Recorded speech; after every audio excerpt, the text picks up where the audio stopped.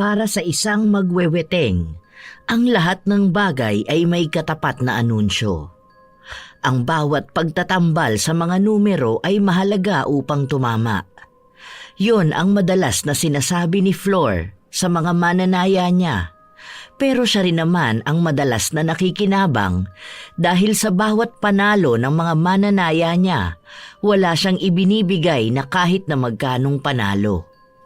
Kaya naging bantog ang pangalan niya bilang mandarayang magweweteng, kung saan din niya masusubukan ang bagsik ng isang taong malaki ang naging epekto ng pandaraya niya.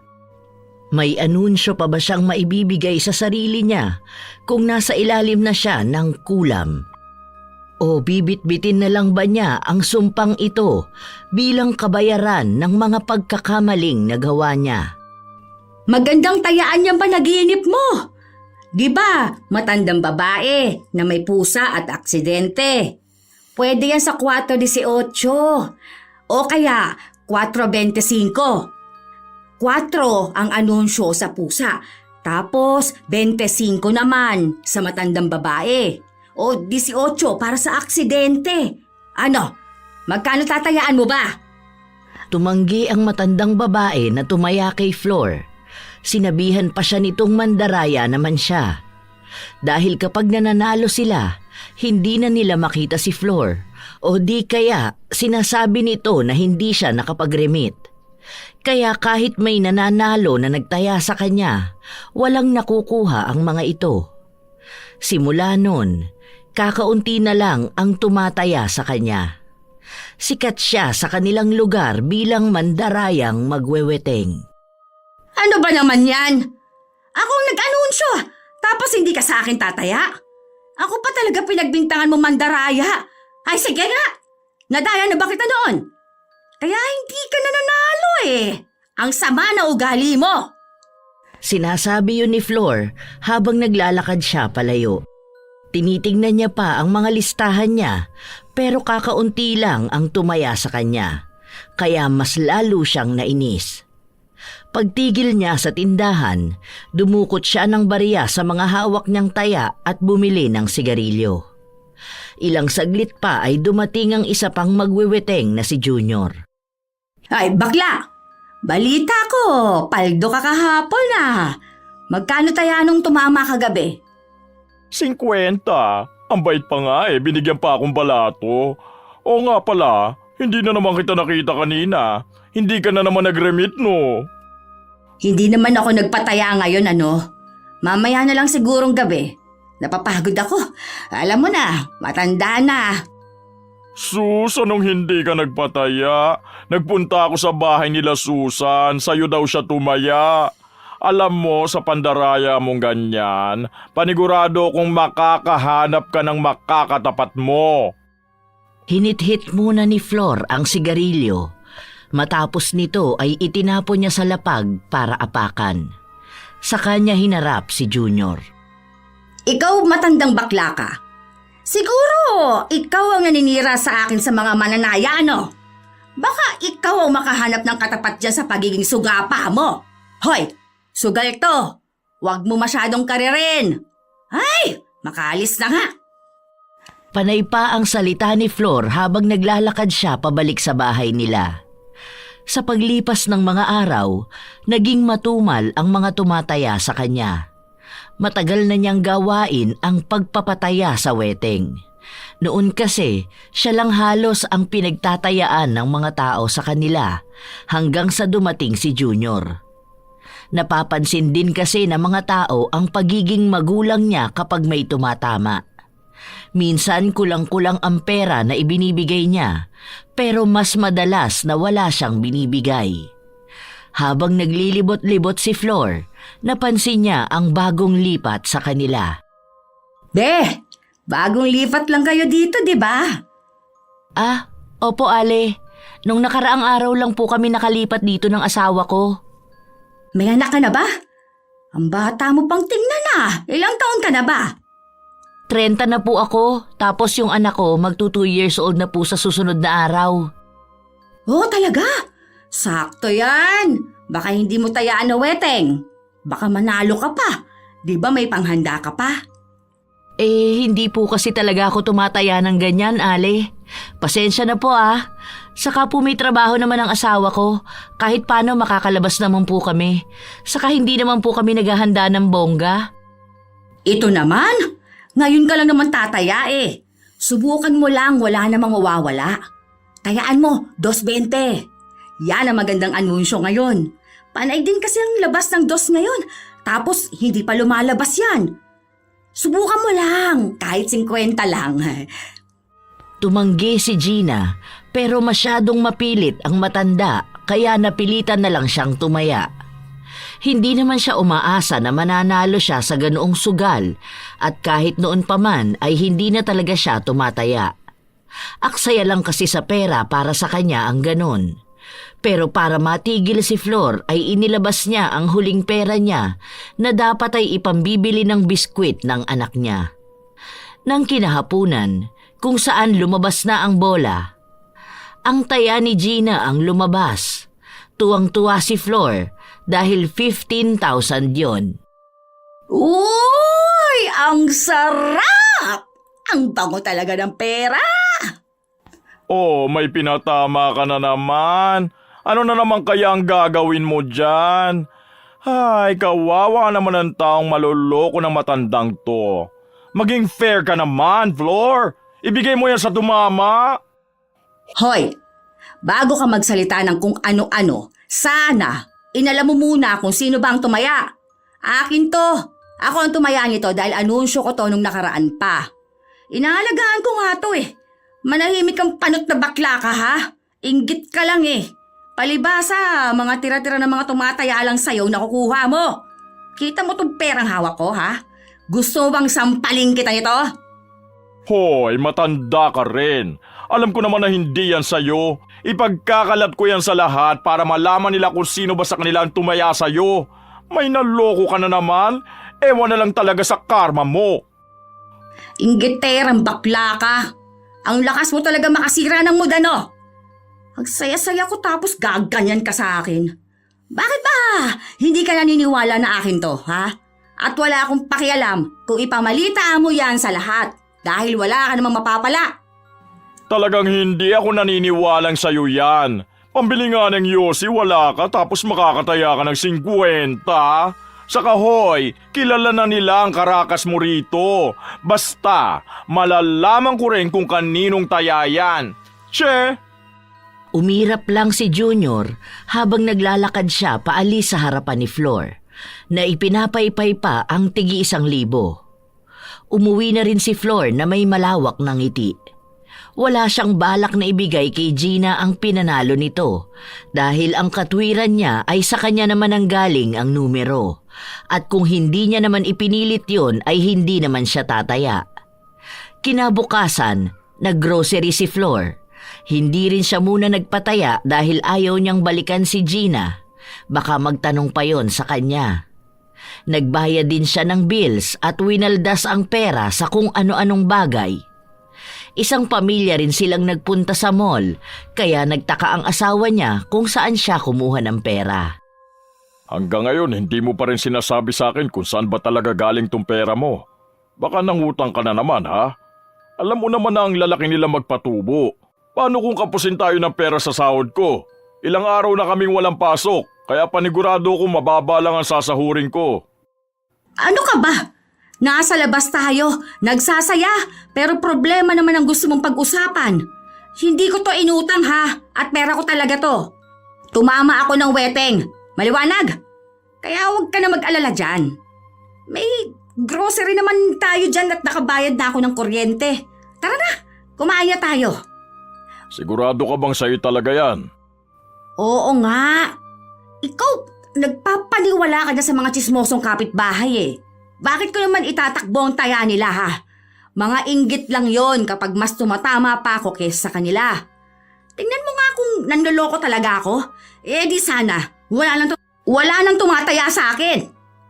Nag-aalala lang kasi ko. Paano kung bigla na namang may sumugod sa bahay? Ay, tumahimik ka na Jun. Kumain na tayo. Ang ganda-ganda ng araw natin, mas gusto mong sirain. Hindi na lang sumagot si June Matapos ang masaya nilang araw, umuwi na sila at doon ay naabutan nila si Gina na nag-aabang sa tapat ng bahay ni na Flor. Pinapasok muna ito ng pamilya niya bago niya hinarap ang bagong kapitbahay. Oh, anong problema? Bakit ka napasyal dito? Paano mo pala nalaman na dito ang bahay ko? Nagtanong-tanong ho ako. Kanina ko pa po kayo hinihintay kasi nabalitaan ko na lumabas daw yung numero na tinayaan ko kahapon. Baka po pwede ko nang makuha ang pera. Kailangan ko lang po magpadala sa bahay namin kasi yung tatay ko po na ospital. Anong numero? May tinayaan ka ba sa akin? Opo, yung 220 po. Anunsyo nyo para sa birthday ng anak ko. Kasi narinig ko kagabi na yun ang lumabas. Sandaling nag-isip si Flor. Kunwari pang may binabalikan siyang hindi niya masyadong maalala. Pero ang totoo ay humahanap lang siya ng maaari niyang maidahilan. 50 po yung tinaya ko sa inyo. Ang sabi sa akin nasa 15,000 daw po yun. Kukunin ko na po sana para mapaoperahan ko na si tatay. Yun ba? Hala, di ka naman tumama doon. Kasi hapon ka na tumaya sa akin. Dahil ngayon ang labas nung tinayaan mo. Kaso yung 220 kagabi yun. Mas naunang lumabas yun kesa sa pag-remit ko. Nakaligtaan ko kasi pasensya ka na ha. Ay, ganun po ba? Kasi po narinig ko sa mga kapitbahay na may natanggap ka raw hong pera. Kaya nga po napapunta agad ako rito. Ay, halatang bago ka nga lang dito. Paano? Nagpapaniwala ka dyan sa mga kapitbahay nating tsismosa? Alam mo, mas magandang iwasan mo ang pagtambay sa labas. Kasi ganyan yan sila. May hilig manira ng tao. Tingnan mo. Ngayon, ako ang sinisiraan nila sa'yo. Sa susunod yan, ikaw na ang sisiraan ng mga yon. Kung gusto mo, tumaya ka na lang ulit ngayon para maihabol ko ang remit para tingnan natin kung anong lalabas bukas. Ay, ganun po ba? Wala na ho kasi akong pera Sige, pautangin kita. Magkano bang gusto mong itaya? Ay, hindi na po. Nakakahiya naman po sa inyo. Kabago-bago ko lang po rito, nangungutang na agad ako sa inyo. Kung ipansusugal ko lang din naman po ang uutangin ko, hindi na lang po. Baka wala pa po ako maipambayad sa inyo. Hindi na. Naawa ako sa'yo sa totoo lang. Para may ipang-opera din ang tatay mo. Eto, 50. Anong numero bang gusto mong tayaan? O gusto mo ba na mag-anunsyo ulit ako? Noong una ay nag-aalangan pa si Gina dahil hindi naman siya sanay na nangungutang siya ng pera sa ibang tao. Tapos ipansusugal niya pa ito. Ang kailangan niya ay pera na ipapadala sa pamilya niya. Pero napilit pa rin siya ni Flor, kaya tinayaan niya ang unang numero na pumasok sa utak niya. Kinabukasan, lumabas na naman yun. Pero mas maliit ang taya niya dahil 20 lang ang ipinasok ni Flor. Sunod-sunod yata ang pagkapanalo mo Kanino na naman yan? Sasabihin mo na naman, iyo? Malamang, sa akin naman talaga to. Nakita mo, di ba? Naiisa lang ang nirimit kong taya ngayon. Di sa akin. Naiinggit ka na naman sige. Itong 200, iyon na to. Balato ko na para hindi ka na mainggit sa akin. Sa susunod, kung gusto mo, tayaan mo rin yung taya ko. Alam ko na kung kanino yan. Doon yan sa bagong lipat. Anong pangalan ba nun? Si ano yun Si Gina. Tama, siya yung may anak na bata pa. Anong akala mo hindi ko malalaman Sa kanya yung 15,000 na panalo mo na nakaraan, di ba? Hindi mo binigay Ayan, kawawa naman yung tao. Kabago-bago lang dito pinapakitaan mo na kaagad ng kakapala ng mukha mo. Akin na nga yan, 200. Hindi na kita babalatuhan. Wala siyang taya sa akin, ha? Siguro, ikaw ang nagsusulsul doon para magmukha akong masama. Ay te, hindi ko na kailangan manulsul ng tao. Alam na nilang lahat yun. Tignan mo nga yung bago. Wala pang 1 buwan dito, alam na ang karakas mo. Ibigay mo na yan sa kanya. Maawa ka naman sa tao. Pera ko to. Wala nga yung pera, paano siya tataya sa akin? Okay, basta ako ang magsasabi sa kanya. Huwag kang sugapa sa pera lalo na kung sa sugal yan. Bahala ka, ikaw rin. Tumatanda ka pa naman na. Baka sa susunod ikaw na ang pagsusugalan kasi ikaw na ang inaanunsyuhan. Leche! Hindi mo ako matatakot sa mga ganyan-ganyan mo, ha? Baka mas mauna ka pa sa akin, bakla ka! Tumawa lang si Junior na halatang nang aaral. Mabilis lang din na nakarating kay Gina ang balita dahil nagpunta siya kaagad sa bahay ng magweweteng. Ilang beses siyang kumakatok sa bahay pero hindi siya pinagbubuksan ng pinto.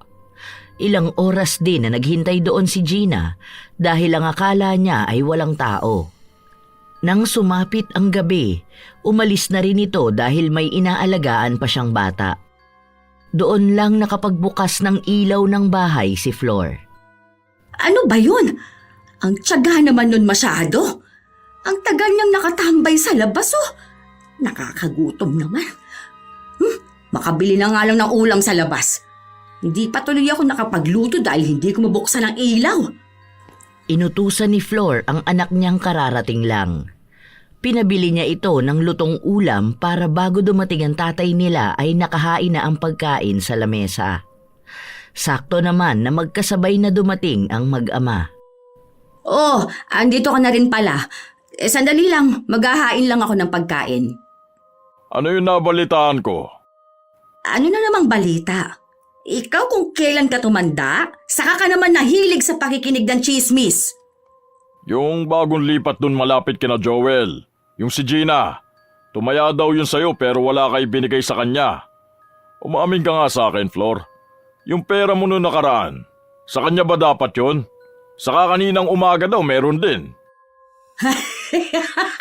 Ay sus! Ano namang gagawin ko sa pera niya?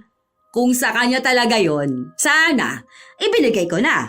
Kaso hindi naman kanya, di ba? Sa akin yun eh. Ako ang tumayha nun. Saka yung kanina, akin din yon. Ay, sige nga, tanungin natin siya ngayon kung may itinaya ba siya sa akin. Oo, nagbigay siya ng numero niya. Wala naman siyang perang binigay sa akin. Masyado mo kasi pinakikinggan yung mga taong mahilig manira eh. Mas napaniwala ni Flor ang asawa niya dahil alam niya na siya pa rin naman ang pakikinggan nito. Mukhang tinutotoo na ni Junior ang mga sinabi niyang ipapakalat niya sa lahat ang mga ginagawa niya. Pero kahit na minsan ay hindi naman natakot si Flor. Mas kaya niyang panindigan ang mga panloloko niya. Malakas din ang loob niya dahil wala namang magsasampa ng kaso sa kanya. Dahil pare-parehas lang naman silang mali at sugal ang ginagawa nila. Kinabukasan, habang nagsasampay si Flor, biglang dumating si Gina. Bit-bit nito ang 2 taong gulang nitong anak.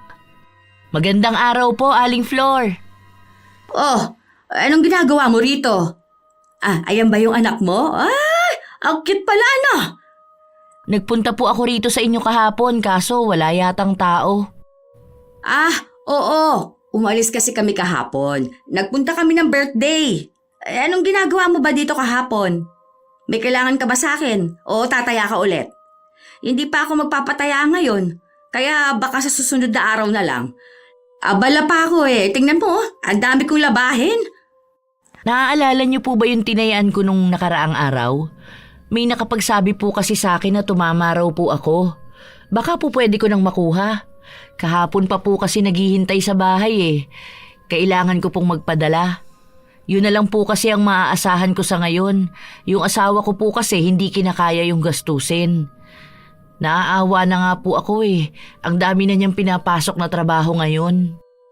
Ay, yun ba? Yung inutang mo sa akin pera? Wala eh. Nagamit ko na yung panalo. Kasi sa akin naman yon, di ba? Inutang mo yung pera, sadyang nanalo lang. Pero alam naman nating parehas na kung hindi yun mananalo, hindi mo naman ako babayaran. Pinautang niyo po sa akin yon para makataya ako. Oo, yun na nga. Kaya nga, nung nanalo, sa akin napunta ang pera. Kasi nga, aking pera naman talaga yung pinataya mo. Hayaan mo. Hindi naman kita sisingilin na. Ay, sige na. Tara anak ko, marami pa akong labahin. Nagmamadaling umalis si Flor at agad na pumasok sa bahay nila. Nakaramdam pa siya ng inis dahil sa pagpapabalik-balik sa kanya ni Gina. Sa katunayan ay sa dami ng tao na naisahan niya, si Gina ang pinakamakulit.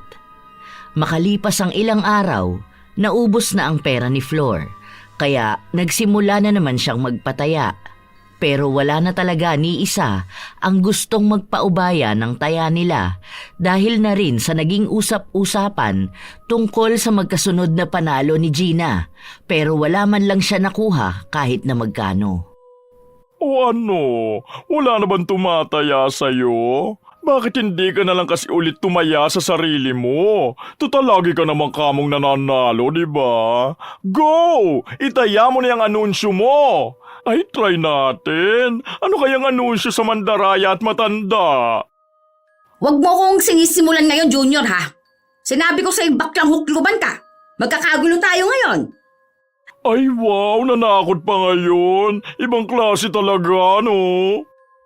Alam ko naman na ikaw ang nagpapakalat ng fake news. Sa bagay, wala ka namang may kukwento sa buhay mo, kundi kung paano ka maging bakla at paano ka perahan ng mga lalaki.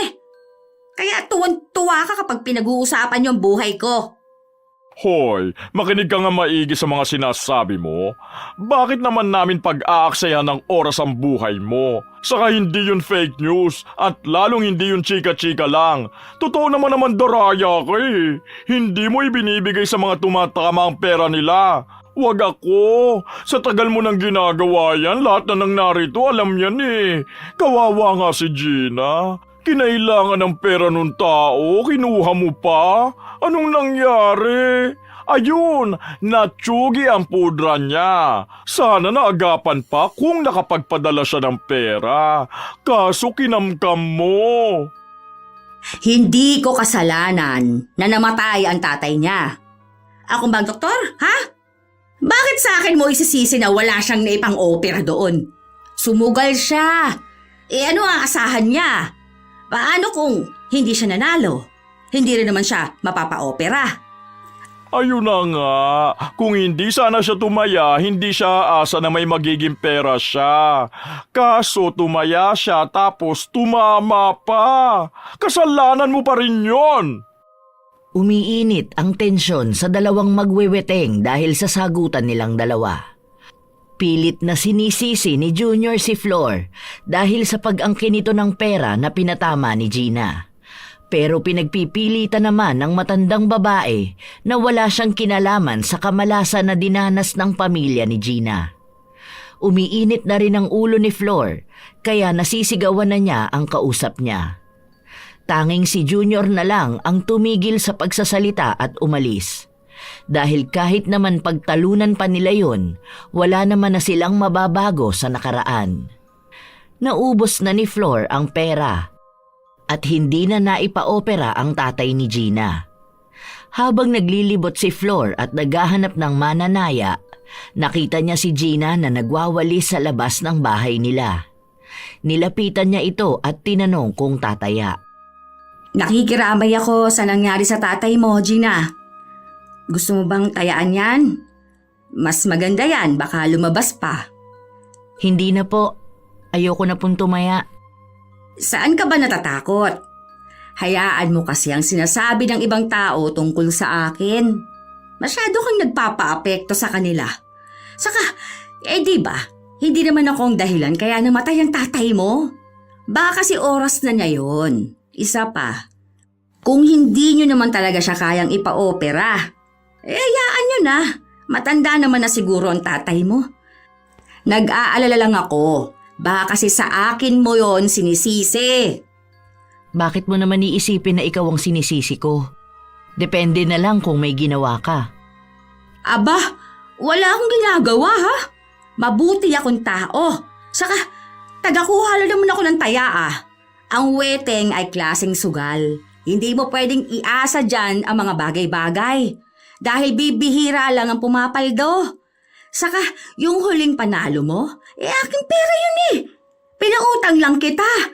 Pero dahil pera ko pa rin yun, syempre, panalo ko pa rin yun. Hindi nagsalita si Gina pero tumigil siya sa paglilinis.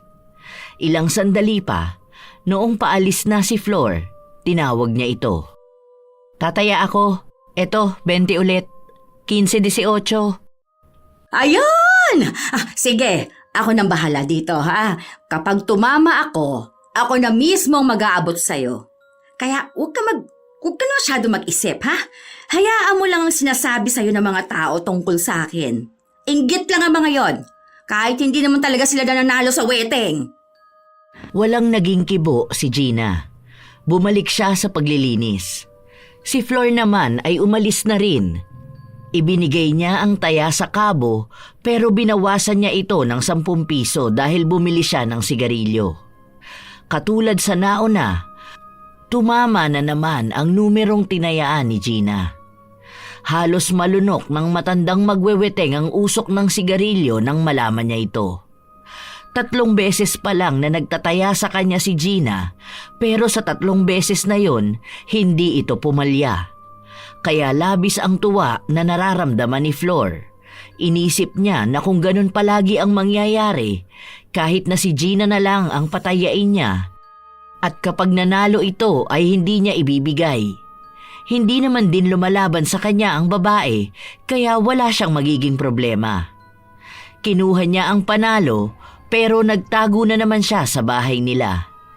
Ilang araw ang lumipas, hindi siya pinupuntahan ni Gina. Kaya inisip niya na baka hindi nakarating dito ang balita. Dahil may pera pa naman siya, hindi muna siya nagpataya. Pupunta pala tayo ng binyag ng anak ni paring Raul, ano? Magpapaayos na muna ako ng kuko ko. Bakit ka pa magpapaayos? Magdadagdag ka lang ng gastusin natin eh. Hindi na. Magpapamanicure ako. Magkano lang naman yun eh. Para naman maganda tingnan ng kamay ko. Saka may pera namang magagamit. Sana naman galing yan. Baka nagpataya ka na naman at hindi ka na naman nagbigay sa tumama. Flor, sinasabi ko sa'yo tigilan mo yung ginagawa mong ganyan. Hindi nakakatuwa ang panluloko at panlalamang ng kapwa mo. Masama na nga yung pagsusugal na ginagawa mo. Ginugusto mo pang mandaya. Hey! Bakit ba? Mas pinapaboran mo ang mga naririnig mo. Alam mo naman na tumataya rin ako sa sarili ko. Marami lang talagang naiinggit kapag akong tumatama. Paano? Takot malamangan yung mga tao na yan. Hindi na nagsalita pa si June. Umiling lang ito dahil alam niya na kapag humaba pa ang usapan ay mauuwi ito sa pagtatalo. Kilala niya ang asawa niya. Gusto nito na sa kanya ang huling salita. Nang magpaayos na ng kuko si Flor, nalaman niya na yun na pala ang trabaho ni Gina, kaya ito na lang ang pinatawag niya. 100 ang singil sa kanya nito, pero tinawaran niya ito ng 50 na lang. Pumayag naman si Gina. Oh, magdahan-dahan ka dyan sa paa ko, ha? Gusto ko ganito kaganda sa kamay ko yung cutex ko. Ang ganda talaga ng kulay na to, ano? Mukha akong mayaman. Oh, tingnan mo, di ba? Oho, mukhang maganda ang kamay niyo kapag hahawa kayo ng malaking panalo sa wedding. Sakto lang, dahil bibihira lang din naman ako tumaya. Ikaw ba, tataya ka ulit ng wedding? Sayang ang mga numero mo, ano? Hindi ko kasi naibibigay sa kabo kaya hindi ka nananalo. Pero hayaan mo, simula ngayon, pagtutuunan ko ng pansin ng mga taya mo. Yung ibabayad niyo na lang po sa akin ang ipantataya ko. 11.9. Sige, pwede naman.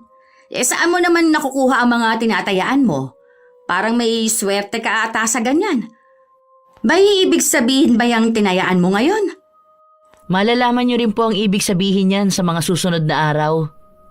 Ay! Aray! Aray ko! Ano ba yan?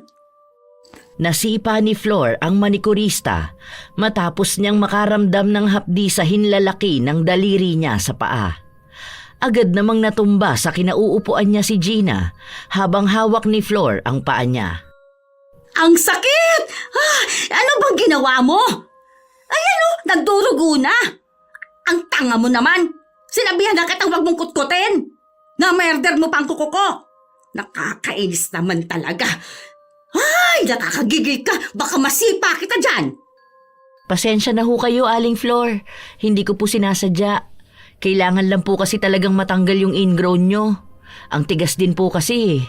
Akin na po, gamutin ko na lang. Hindi na! Huwag mo nang kutkutin ha! Kunting linis lang sa labas tapos lagyan mo ng cutex. Mamaya mamangga pa to, aalis pa naman ako. Ayusin mo naman ha! Nagbabayad naman na maayos. Ganyan ka ba sa mga customer mo rito? Baka wala na magpalinis sa'yo niyan. Hindi naman po. Ngayon lang ako nakasugat. Saka pangalawa pa lang po kayong nalilinisan ko. O edi ayusin mo. Baka sa susunod yan wala na magpapalinis sa'yo. Binigyan na nga lang kita ng pagkakataon eh. Dapat kay Malu na lang ako nagpalinis ng kuko. Mabuti pa yun. Magaan ang kamay. Hindi ako nasusugatan. Kaso masyadong suga pa yun maningil eh. Ayaw magpatawad. Pero sa susunod ayusin mo na. Opo, sige po. Nakakaramdam pa rin ng hapdi si Flor dahil sa sakit na dulot ng pagkutkot ni Gina. Pero natapos din sila. Pinalagyan niya rin ng gamot ang nagdugo niyang daliri. Okay na po. O sige. Ano pang hinihintay mo? Bakit nakatayo ka pa riyan? Yung bayad po sana. Anong bayad? Di ba itataya mo na yon? Huwag mong sabihin na babawiin mo pa yon. Hindi maganda yung ugaling ganyan sa sugal. Pinapamalas mo lang lalo. Hindi po ba may 50 pa? Kasi kamayat paa po ang nilinisan ko. Anong 50 pa? Ano, 100 ang singil mo sa akin? Sa pagpapalinis ko sa paa at kamay ko? Magkasama na yun sa 50, di ba? Pumayag ka nga kanina tapos sinugatan mo pa ako. Dapat nga, hindi na ako magbabayad. Pero dahil itinaya mo na yan, yun na lang. Ay, bakit? Kapag ba nagkasakit ako dahil sa pag-murder mo ng kuko ko, may maibibigay ka bang pampagamot ko? Di ba wala naman? Hindi nagsalita si Gina, pero gumagalaw ang mga labi niya na para bang may ibinubulong ito sa hangin. Matapos nito ay umalis na rin siya. Ilang sandali pa, umihip ang malakas na hangin at ramdam yon ng katawan ni Flor. Kasabay din nun ang pagkirot ng kanyang daliri sa paa. Ay, kainis naman ayan na, kumikirot na. Ayan, tanga-tanga kasi. Sinabi na nga huwag nang kutkutin. Talagang kutkut pa. Gumaganti pa yata sa akin yun Ay, ang sakit. Hindi ko na lang muna babasain to. Baka mamaga pa. Teka, makapag-remit na nga muna. Kahit na makirot ang daliri sa paa, umalis pa rin si Flor. Susubukan niya ulit ang swerte ni Gina pagdating sa weteng. Habang naghihintay sila ng bola, nakatambay lang si Flor habang naninigarilyo nang palapit sa kanya si Junior. Natalisod to kaya hindi niya sinasadya na maapakan ang paa ni Flor. Agad namang napasigaw ang matanda at napamura. Anong nangyayari sa'yo? Bakit bang siga mo? Ang OA mo naman. Hindi naman masakit ang pagkakaapa ko sa paa mo. Kala mo naman binugbog kita kung mag-iskandalo ka rito. Kung ikaw kaya apakan ko pagkatapos ng murder ng kuko mo. Ang sakit! Bakit ka ba pumunta rito? Sana doon ko na lang sa mga kamaritas mo. Pupunta-punta ka rito para lang magdagdag ng sakit. Wala na to. Mamaya nito mamamaga na tong paa ko. Parehas lang kay ni Gina na hindi nag-iisip. Ay, so si Gina ang gumawa niyan sa'yo? Perfect! Nakaganti rin siya sa mga pandaraya na ginawa mo sa kanya. Bongga! Nakakatuwa ka naman! Anong nakakatuwa rito? Nakikita mo lang ang nahihirapan na ako at nasasaktan. Ayan, umiira lang kademonyuhan mong bakla ka. Ganyan ba talaga kayo, ha? Mas masaya kayo kapag may nasasaktan o napapahamak na tao? Hindi naman sa lahat. Sa mga masasamang tao lang na nanlalamang ng kapwa. Bakit ba? Inggit na inggit kayo sa akin, ha? Dahil ba palagi akong tumatama sa weteng? Correction, hindi ikaw ang tumatama. Kinukuha mo lang ang pera. Magkaiba yun, te. Sana aware ka. Eh, di gawin nyo rin para hindi kayo naiinggit. Hayaan mo, kapag nanalo ako mamaya, babalatuhan kita para may maibigay ka sa lalaki mo. Ang tanda-tanda mo na ganyan ka pa rin. Quits lang tayo. Matanda ka na rin naman pero ganyan ka pa. Dapat magbago ka na. Bahala ka. Sa impyerno ka talaga pupunta. Buti pa ako sa rainbow. Duh! Umambalang si Flor na susuntukin ng kausap pero agad din naman itong umalis. Naiwan siya na puno ng inis at sakit. Mas lalong kumikirot ang sugat sa daliri niya. Alam niya na mas lalala pa ito lalo na at naapakan. Matapos ang bola, tumama na naman ang numerong tinayaan ni Gina. Sobrang tuwa ni Flor. Kahit na kumikirot ang daliri niya sa paa, ay hindi niya napigilan na lumundag. Pinakita niya pa kay Junior ang pera na hawak niya na umalis na rin kaagad. Hindi niya bibigyan ng pera si Gina. Iniisip niya na kapag nagpunta yon sa bahay nila, sasabihin na lang niya na hindi siya nakapagbigay sa kabo dahil masakit ang paa niya dulot ng pagkutkot nito. Wala naman din tong malalaman dahil wala naman siya sa lugar na yon. Kung magsasabi man si Junior, madali lang niya itong mababaliktad. Isa pa ay maaari niya ring isisi kay Gina ang sakit na nararamdaman niya. Sa paglipas ng mga araw, hindi siya pinupuntahan ni Gina, kaya inakala ni Flor na kinalimutan na lang ito ng babae. Ang paa naman niya ay mas lalong lumalala. Huwag na lang tayo magpunta sa binyag. Hindi ka na makakalakad dyan sa sugat mo. Yan kasi, pinagsabihan na kitang huwag ka na magpalinis pero ang tigas ng ulo mo. Ngayon namamaga na yan. Pupunta tayo. Sayang naman ang binili kong damit natin. Hayaan mo na. Gagaling din to mamaya. Iinuman ko na lang to ng gamot. Ang tanga kasi ng Gina. Kinutkot ba naman? Akala mong laki naggalit sa akin. Magpahinga ka na lang dyan. Nakakahiya naman kay kumpare. Nung nakaraan niya pa sa atin sinasabi yung binyag ng anak nila eh. Tapos hindi man lang tayo magpapakita. Ako na lang ang pupunta para maibigay ko regalo. Babalik na lang kaagad ako. Kesa naman ganyan ka. Iika-ika ka maglakad. Pinagtalunan pa ng mag-asawa ang pag-alis nila. Pero sa huli ay si Flor pa rin ang nagwagi. Ininuman niya ng gamot ang sugat niya para mawala ang kirot nito. Nabigyan naman siya ng kaunting lunas. 11:00 natapos ang binyag, kaya nagpunta na sila sa reception. Pagpunta nila doon, agad na napaupo si Flor. Napakapit din siya sa kanyang asawa. Oh, ano nangyayari sa'yo? Grabe ang sakit ng paa ko.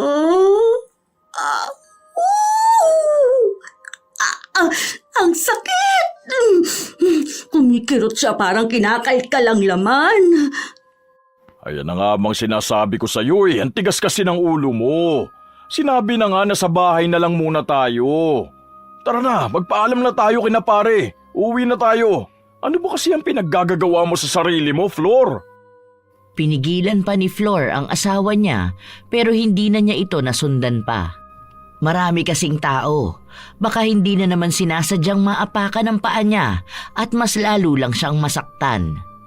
Naluluha na rin siya sa sakit dahil sa pakiramdam niya ay sariwa pa ang sugat.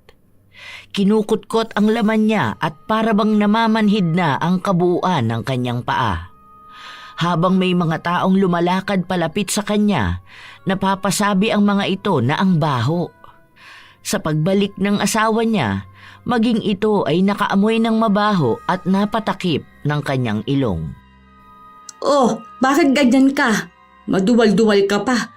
Huwag mong sabihin na nakikigaya ka sa mga dumadaan na yan na nagsasabing ang baho ko. Ang baho naman talaga. Amoy nabubulok na nana. Tara na nga, umuwi na tayo. Bukas ipa-check up natin yan. Mamaya na-infeksyon ka na. Habang inaalalayan siya ng asawa niya, hindi nito napipigilan na maduwal. Samantalang hindi naman naaamoy ni Flor ang sarili niya.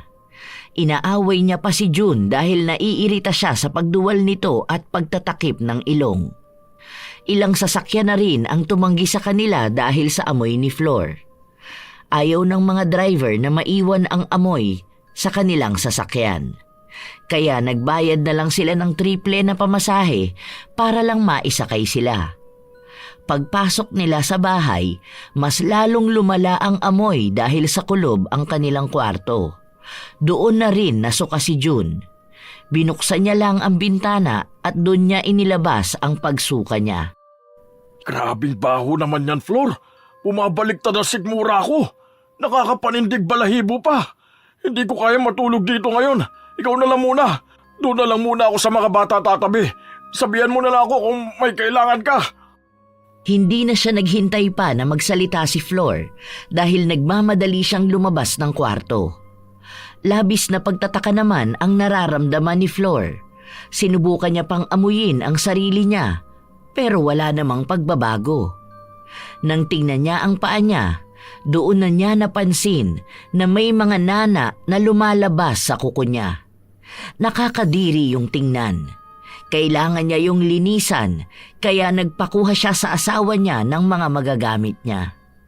Napapasigaw din siya sa sobrang sakit dahil hindi niya mawari kung saan ba talaga ang makirot na parte. Kinaumagahan, umalis sila ng asawa niya para magpunta ng center.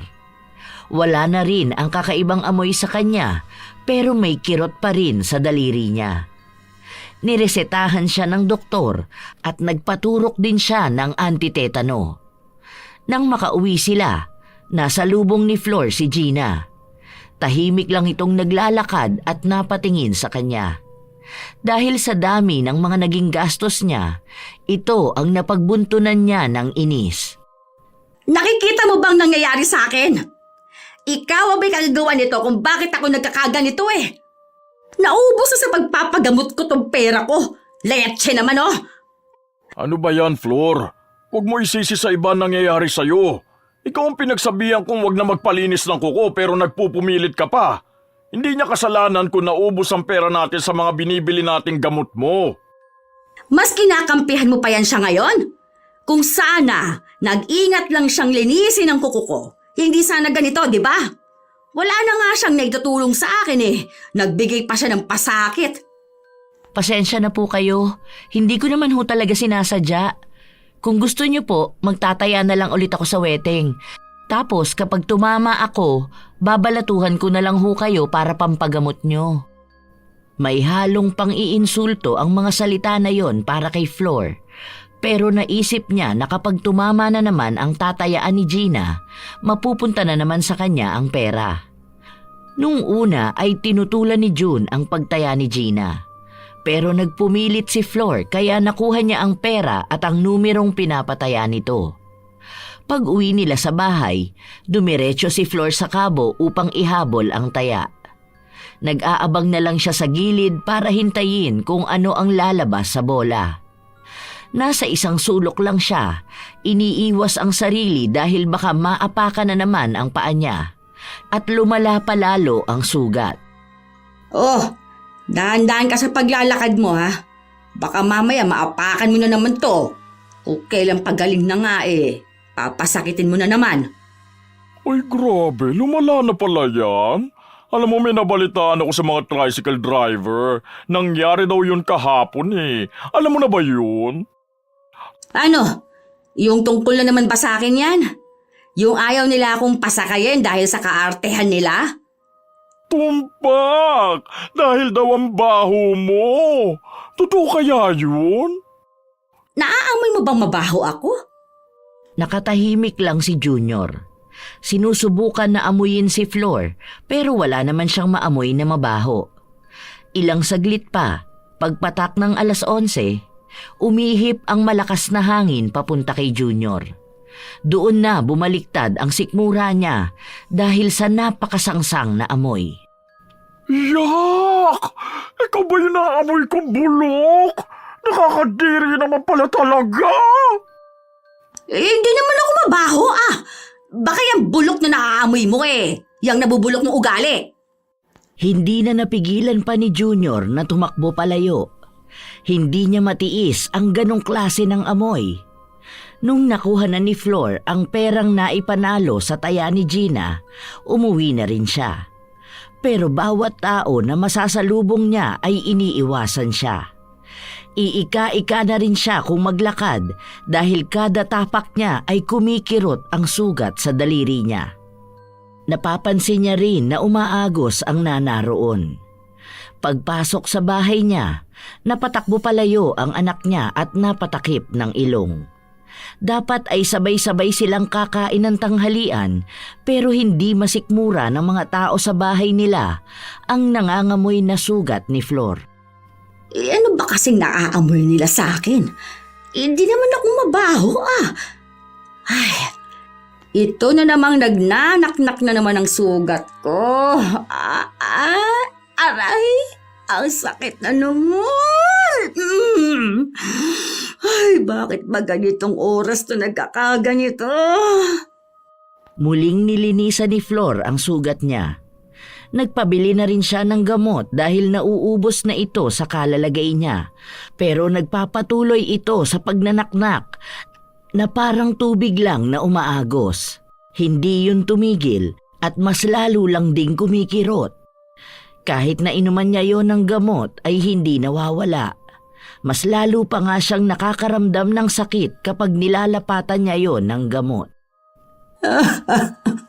Ay, Diyos ko po. Ano ba naman itong nararamdaman ko?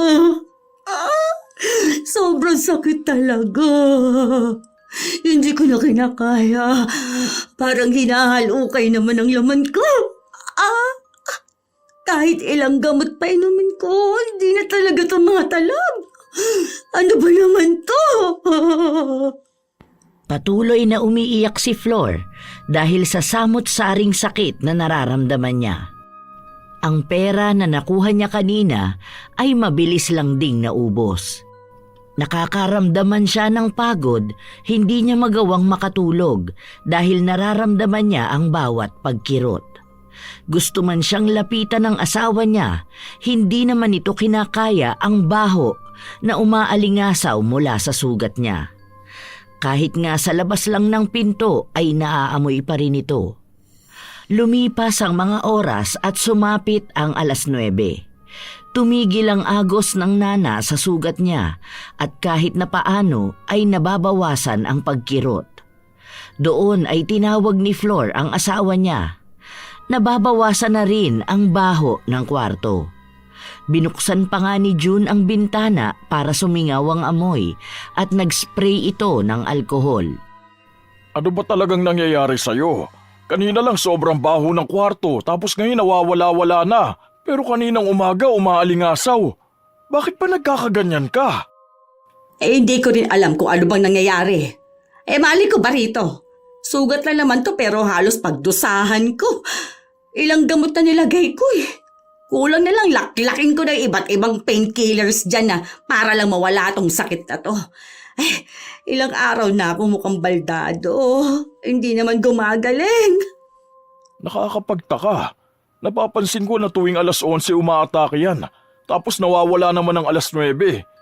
Hindi kaya nanuno ka? Kung saan-saan ka kasi nagpupunta Sige, bukas ipapatawas kita. Ipapatawas mo ko? Bakit ka nagpapaniwala sa mga albularyo na yon?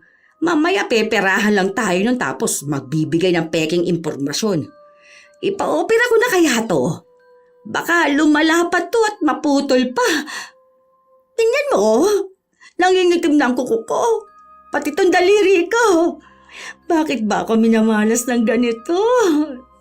Kasalanan talaga to ni Gina Kung nag-ingat lang sana siya. Kapag ako talaga gumaling, gagantihan ko yon. Ayan ka na naman. Panay ka na naman ganti sa taong wala namang ginagawang masama sa'yo. Ayan mo, bukas malalaman natin kung ano ba talaga yan. Huwag mo na isisi sa kung sino-sino ang mga nangyayari sa'yo. Nananahimik yung tao Hindi pa rin tuluyang nawawala ang sakit ng paa ni Flor. pero kahit na paano ay nagawa na niyang makatulog. Paggising niya kinabukasan, wala ang asawa niya. Ang sabi ng mga anak niya ay nagpunta ito sa albularyo. Lumabas naman siya ng bahay kung saan nakita niya si Gina sa hindi kalayuan. Bitbit nito ang manicure set niya. Inutusan niya ang anak na tawagin ito. Hindi naman nagdalawang isip si Gina na lumapit kung saan napatingin pa siya sa paa ng matandang magweweteng. Nangingitim na nga ito at parang malapit nang mabulok. Oh, kita mo ba ang nangyari sa daliri ko? Mukhang may infection pa ako dahil sa ginawa mo. Tapos ngayon, nakikita kitang naghahanap ng bagong customer. Bakit? Gusto mo ba na mas marami pa rito ang magaya sa akin? Hindi kasi ako makapaglakad-lakad para sana mabalaan ko sila na huwag magpalinis ng kuko sa'yo dahil baka ma-murder lang din sila. Wala namang magkakaganyan na gaya ng nangyari sa'yo dahil hindi naman sila katulad mo eh. Siguro kung may magkakaganyan man katulad sa'yo, baka dahil may ginawa silang masama sa ibang tao. Pero hanggat hindi sila kasing tuso at manloloko mo, safe sila. Ngayon, inaamin mong sa'yo talaga ng galing to. Gumaganti ka ba sa akin? O ayan, nakaganti ka na nga, di ba? Hindi ko alam kung kailan pagagaling to pa ako eh. Hirap na akong gamutin. Nauubusan na ako ng pera. Hindi mo rin naman pera ang ginagamit mo, di ba? Pera pa rin yan ng ibang tao. Tao na niloloko at iniisahan mo. Di bawi-bawi lang din yun. Pare-parehas lang naaagrabyado. Anong pinagsasabi mo? Wala akong nilalamangan na tao ha. Kaya hindi ako dapat magkaganito. Lumalaban ako ng patas sa buhay ko. At kailanman, wala akong inaagrabyado. Ikaw tong gumagawa ng masama sa akin. Tapos ako pang pagbibintangan mo ng kung ano-ano. Naku, isipin mong mabuti ang mga lumalabas sa bibig mo. Timbangin mo kung sino ba rito ang matagal nang gumagawa ng masama. Alam mo, kahit na gaano kalaking pera ang makuha mo sa iba, madali lang din yan mauubos. Ni hindi mo nga magagamitan ng pera ang pagpapagamot mo. Hindi mo ba aanunsyohan ng sarili mo? Baka sakaling tumama ka at magkaroon ka ng maraming pera. Aba, bastos to. Gusto mo pang isugal ko ang nangyayari sa akin ngayon? Pasalamat ka, hindi nangyayari sa'yo ang ganito. Sana nga, ikaw na lang ang magkaganito. Total, wala ka namang kwenta.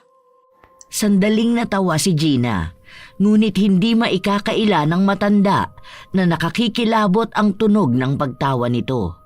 Lalo pa at ang mga tingin sa kanya nito ay tumatagos sa kaluluwa niya. Kahit napilitin ni Flor na magmatapang, para bang hinihigop ni Gina ang lakas niya. Anunsyohan mo na ang sarili mo para naman makitaya kami sa'yo. Malay mo, ibigay ko sa'yo lahat ng panalo kong pera. Katulad kung paano mo yun ilang beses na ginawa sa akin at sa ibang tao. Hindi ba nga, nung may sakit ang tatay ko, gusto mong anunsyohan? Nung namatay siya, ikaw pa ang nagpataya sa akin. O bakit ngayon ayaw mo na?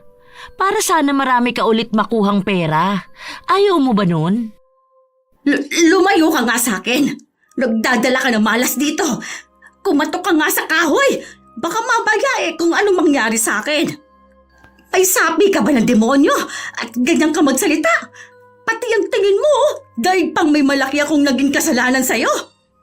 Meron naman talaga, di ba? Nung may sakit si tatay, kailangan ko ng pera, pero tinaguan mo ko. Nung namatay siya, kailangan ko ng ipapadala, pero anong ginawa mo?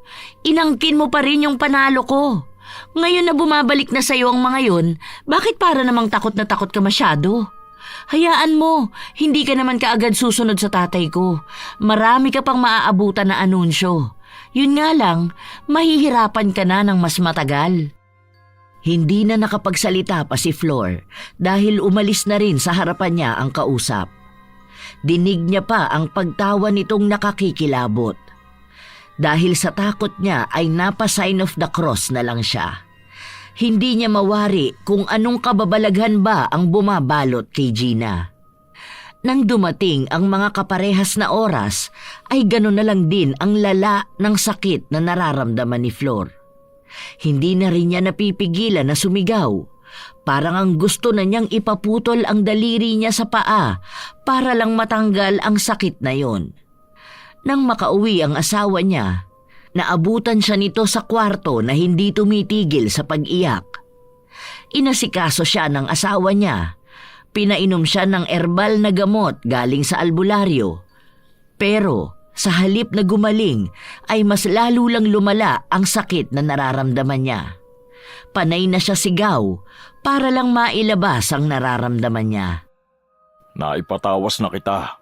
Ang sabi sa akin, may kumukulam daw sa'yo. Tinanong ko nga kung sino pero hindi raw niya makilala. Ang alam niya lang, may malaking galito sa'yo. Sinusubukan niyang labanan ng mangkukulam pero masyadong malakas. Hindi lang daw basta pangungulam ang kaya nun. Dahil parang ipinamana na sa kanya yung kapangyarihan na yun. Ano, sabihin mo sa akin kung sino ba sa tingin mo maaaring gumawa nito sa'yo? Hindi ko alam. Wala naman akong nakakaaway. Pakiramdam ko dun yan sa mga pagpapataya mo ng weteng eh. Sinabi ko naman kasi sa'yo dati pa natigilan mo na yan. Dahil dyan ka mapapahamak. O tignan mo ngayon. Hindi makapag-isip ng maayos si Flor, pero ang una niyang binanggit ay si Junior. Ang sabi niya pa, maaaring may malaking inggit yon sa kanya at baka galit yon sa mga tagumpay na tinatamasa niya sa buhay. Sinubukan namang kausapin ni June ang naturang kapitbahay na pinagbintangan ni Flor. Pero itinanggi ni Junior ang paratang sa kanya. Ang sabi niya, sa tagal nilang magkakilala ni Flor, bakit ngayon niya lang maiisipan na kulamin ito? Dahil simula nung mga kabataan nila ay marami na siyang nagawang kasalanan sa kanya. Nagalit pa nga si Junior dahil sa dami daw ng galit sa kanya, bakit siya pa ang napagbintangan? Sinabi pa nito na baka karma na yun ni Flor dahil sa pagiging manloloko at sakim niya pagdating sa pera. Sa paglipas ng mga araw, nagiging mas malala na ang nangyayari sa daliri ni Flor. Hindi na rin nawawala ang amoy na mas lalong naging masangsang. Umaabot na rin ang amoy sa mga kapitbahay nila. At dahil doon ay pinapatawag na sila sa barangay dahil sa dami ng reklamong natatanggap doon. Nakakaapekto na raw ito sa kanilang araw-araw na pamumuhay. Masyadong masasama ang ugali ng mga kapitbahay natin Talagang pinabarangay pa tayo? Wala man lang ba silang mga konsiderasyon? Hindi ba nila nakikita na nahihirapan na nga ako? Sa halip na tulungan ako, talagang sinisiraan pa ako ng tuluyan. Huwanda talaga sila sa akin kapag gumaling na ako. Iisa-isahin ko talaga silang gantihan. Ako, nanggigigil ako sa mga yan. Tapos, isa pa yung baklang hukluban na yan. Anong akala niya? Hindi ko malalaman na siya ang nagpapakalat ng chismis sa akin? Sinabi niya pa na pinagbibintangan siya. Totoo naman talaga na siyang nagpakulam sa akin. Nahihirapan na rin kami sa nangyayari sa'yo, Flor. Lalo na ang mga bata. Hindi na rin nila kinakaya ang amoy mo. Kaya yan, si Bunso nagkakasakit na. Tapos ayaw na rin nila halos pumasok sa school dahil sa panunukso ng mga kaklase nila. Anong gusto mong gawin ko? Nahihirapan na nga ako rito. Teka, huwag mong sabihin paaalisin mo na ako sa bahay katulad ng sinasabi ng mga tao sa paligid natin. Pati ba naman ikaw? Susukuan mo ako? Hindi naman sa ganun. Tutulong naman ang barangay na makahanap ng lilipatan mo. Doon sa malayo sa mga tao para habang nagpapagaling ka, walang naaapektuhan. Isipin mo rin ang mga bata. Hindi! Hindi ako aalis dito. Maging ako nahihirapan na kung alam niyo lang nararamdaman ko. Sobrang kirot ng sugat ko. Namamanhid na rin pati hita ko. Huwag niyo naman akong ipagtabuyan na para lang akong isang baboy. Intindihin niyo rin naman ako. Iniintindi ka naman namin. Para lang din sa mga anak natin to. Hanggat hindi pa natin nalalaman kung paano natin matitigil ang sumpa na meron ka. Hindi natin alam kung sino ang kumulam sa'yo. Hindi umimik si Flor. Masama pa rin ang loob niya dahil hindi niya matanggap na para lang siyang isang basura sa paningin ng pamilya niya at pinandidirihan ng mga taong nakapaligid sa kanya. Habang nagmumuni-muni siya, biglang pumasok sa utak niya si Gina. Sinabi niya sa asawa niya na kung hindi si Junior ang kumulam sa kanya, maaaring si Gina yon. Bakit ba hindi ka naniniwala sa akin na si Gina ang may pakanaan ng mga to? Kaya pala, kakaibang pakiramdam ko sa babae na yun eh. May masama pala talaga siyang intensyon sa akin. Bakit naman niya gagawin yan sa'yo? Ano bang ginawa mo sa kanya? Wala akong ginawa sa kanya. Alam niya yan. Baka nagagalit yan sa akin dahil sa inggit. Nagpapaniwala kasi sa chismis ng mga tao sa paligid eh. Mangkukulam yon. Ramdam na ramdam ko. Pag-iling lang ang tanging naging tugon ni June. Matapos ang pag-uusap nila na yon ay pinuntahan niya si Gina. Kinausap niya ito. Hindi kumibo ang babae. Hindi niya inamin at hindi niya rin naman itinanggi. Kaya nakisuyo si June kung pwede niyang kausapin si Flor upang magkaroon ng linaw ang misteryosong sakit ng asawa niya. Sumama naman sa kanya si Gina kung saan halos lahat ng mga kapitbahay nila ay nakatingin sa kanila. May mga bulong-bulungan pa na hindi pinansin ni June. Kahit na hindi niya sabihin, nakakaramdam siya ng sakit dahil sa mga salitang naririnig niya tungkol sa kanyang asawa. Nang makapasok sila sa loob, tanging si Gina lang ang walang pakialam sa mabahong amoy na nanggagaling sa sugat ni Flor. Oh, anong ginagawa mo rito? Bakit naman isinama mo pa yan dito, June? Mas lalo mo lang pinapakita sa kanilang nangyari sa akin eh. Baka mamaya may gawin na naman siyang pangungulam sa akin. Akala ko pa naman nagbago ka na dahil sa nangyayari sa'yo, pero wala ka pa rin palang pinagkatandaan. Nakita mo na? Kaya pala may pasaring yung mga salita mo sa akin noon. May iba ka palang ibig sabihin. Ngayon, aminin mo na kung bakit mo to ginawa sa akin. Hindi sumagot si Gina. Nilingon niya lang si June matapos na magsalita ito at nagtanong kung ano ba talaga ang tunay na dahilan upang umabot sila sa ganito. Si Flor naman ay panay ang daldal at sisi sa babae. Pinagmumumura niya rin ito at isinusumpa pero baliwala ang mga salita na yon kay Gina. Hindi siya naaapektuhan ng kahit na anong panlalait sa kanya. Palayasin mo yan sa bahay natin. Demonyo yan! Kaya dapat sa kanya sinusunog! Sino bang mas demonyo sa atin? Hindi ba't ikaw ang nilamon ng kasakiman mo sa pera? Nanlalamang ka ng kapwa mo. Hinahayaan mo silang maubos habang nagpapakasasa ka sa mga bagay na hindi naman sayo. Baka nakakalimutan mong namatay ang tatay ko noong mga panahon na pinagpipiestahan mo ang pera na dapat maaari pang sumagip sa kanya. Ang ibang tao sa lugar na to, ilang pangarap ba ang nasira dahil sayo? Ilang buhay bang napahamak? Hindi mo alam, di ba?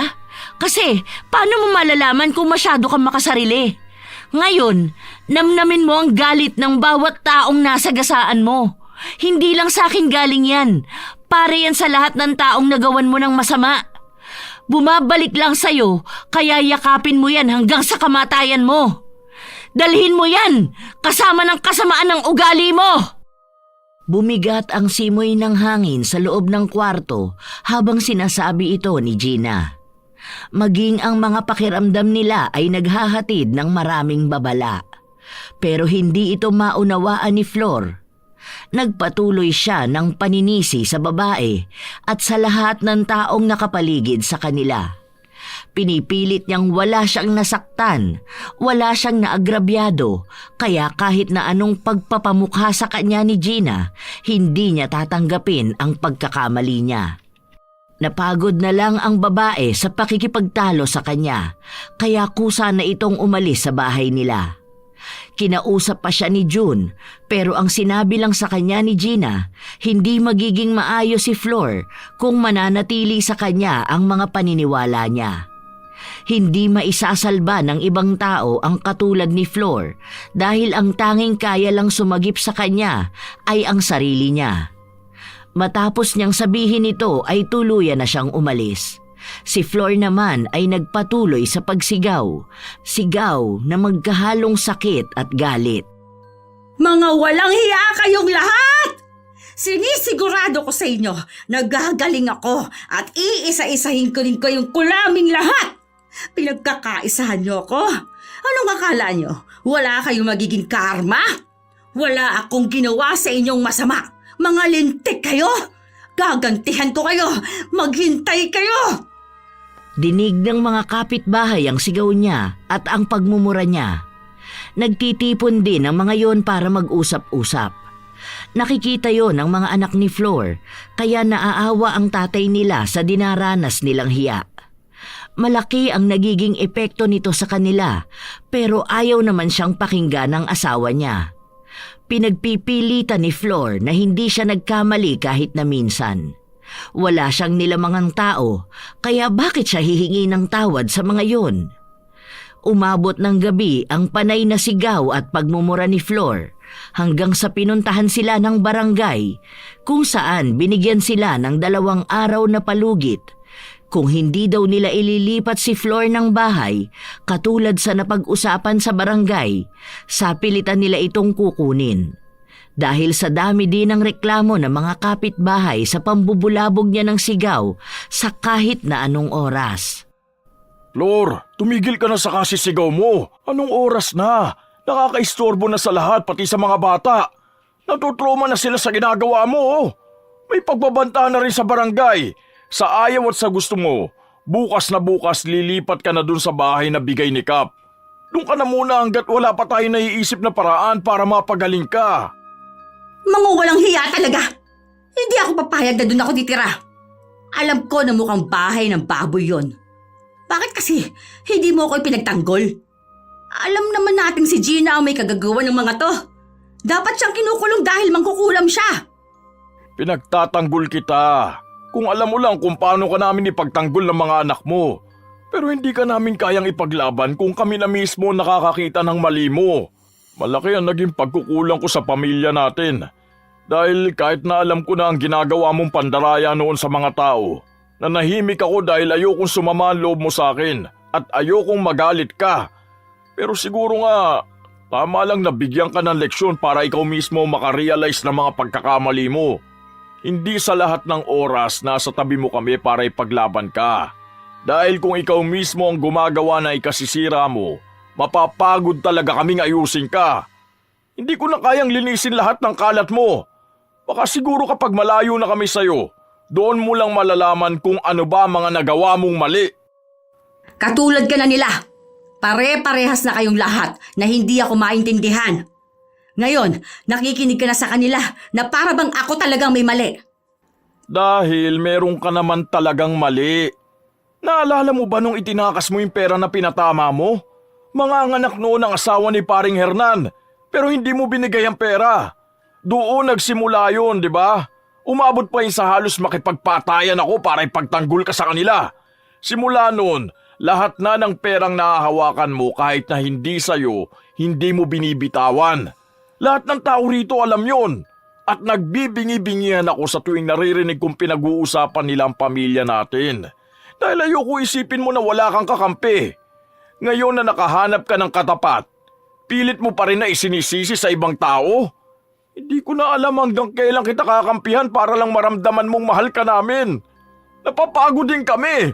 Sana maintindihan mo yun. Sana ma-realize mo rin ang pagkakamali mo.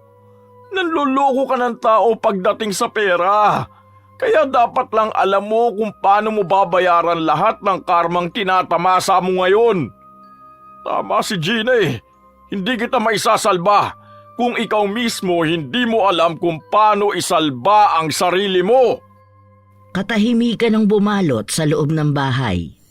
Nasaktan si Flor sa mga salitang binitiwan ng asawa niya, pero alam ni June na kung hindi niya sasabihin yun, patuloy lang na iisipin ng asawa niyang wala siyang nagawang pagkakamali.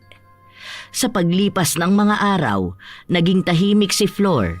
Ang daming tumatakbo sa utak niya. Naisa-isa na niya lahat ng mga nagawa niyang pagkakamali sa bawat tao sa lugar nila.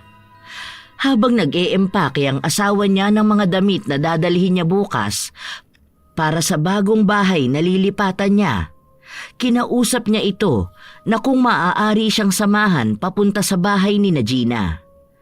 Noong una ay may pag-aalinlangan si June. Pero sinigurado sa kanya ng asawa niya na hindi naman niya aawayin ng babae, pero may nais siyang sabihin din. Habang iika-ika na naglalakad si Gina, ang mga tao sa paligid nila ay nakatingin sa kanya. Namamagana kasi ng sobra ang daliri niya. Kulay itim na rin ito at ang pagnanana ay hindi tumitigil. Dahil sa amoy nun, pilit silang nilalayuan ng mga makakasalubong nila. Nagtipon ang mga tao sa labas ng bahay nila Gina matapos nitong papasukin ang dalawa.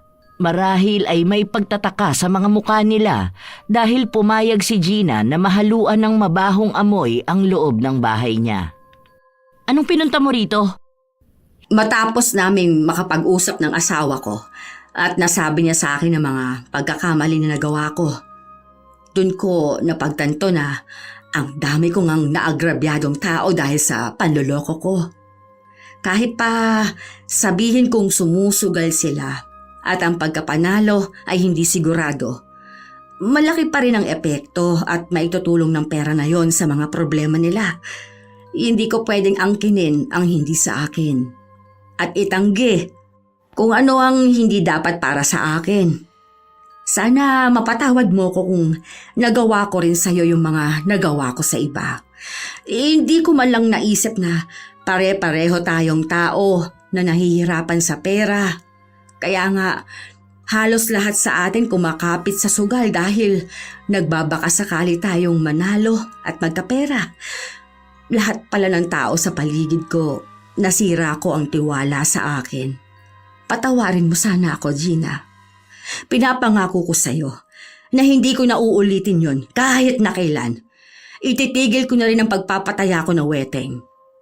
Hindi agad kumibo si Gina para bang tinitimbang niya kung totoo ba ang mga salitang sinasabi sa kanya ni Flor. Pero bakas naman sa mga mata ng matandang babae ang sinseridad niyang humingi ng tawad. Nais niyang maayos ang mga pagkakamali niya para sa sarili niya at sa kanyang pamilya na apektado na.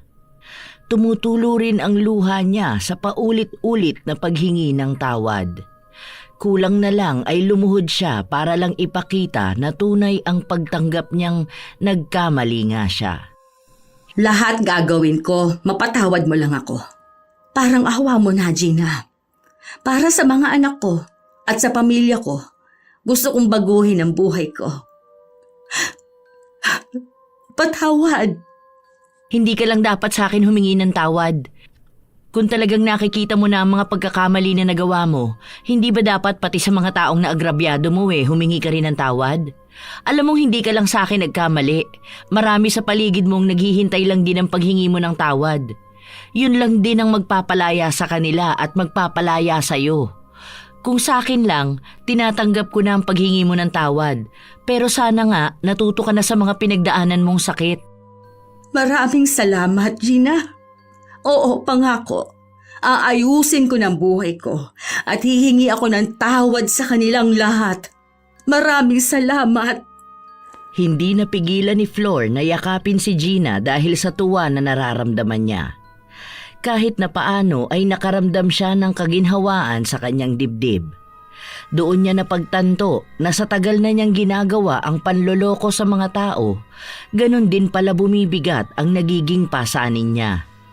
Katulad ng ipinangako ni Flor, inisa-isa niya ang mga tao na nagawan niya ng pagkakamali. Ang ilan doon ay matagal na niyang hindi nakakausap dahil nang lokohin niya ang mga ito, hindi na rin niya kinibo. Nang gawin niya yon ay nakaramdam siya ng parabang unti-unti niyang pinapalaya ang sarili niya sa mga nakaraan niyang kasalanan.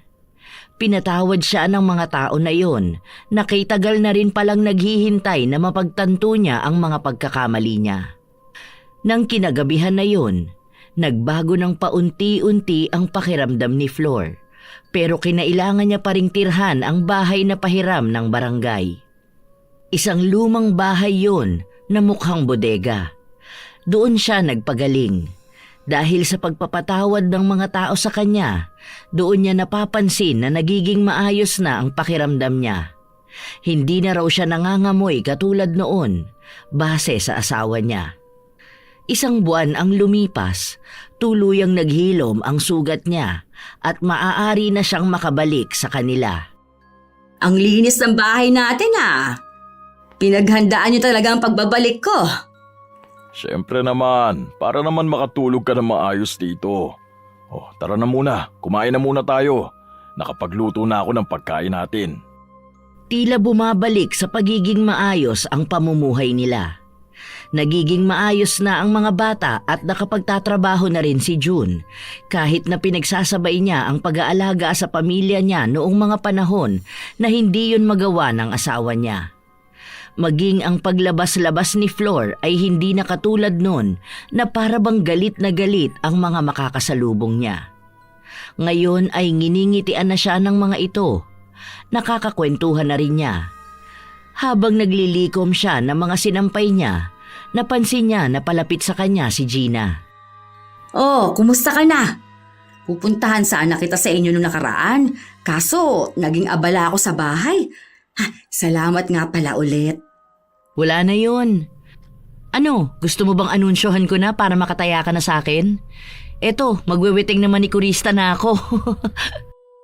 Ipinakita ni Gina ang hawak niyang listahan.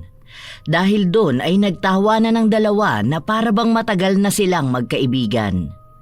Ngayong nilisa na ni Flor ang linya ng weteng, may bago namang tao na papalit sa kanya. Alam niya na hindi naman gagawin ni Gina ang pandaraya na nagawa niya noon. Sa paglipas ng mga araw, nagtuloy-tuloy na ang pagbabago sa buhay ni Flor. Nagkaroon na ulit siya ng mga kaibigan at naging magkasundo na rin sila ni Gina. Naging malaking aral kay Flor ang mga pinagdaanan niya upang maitanim sa isipan na kailanman ay hindi maganda ang naidudulot sa isang tao na ang tanging inuuna ay ang panloloko. Mas magaan ang pakiramdam at mas malaya pa ring makakagalaw ang taong may malinis na konsensya. Para sa isang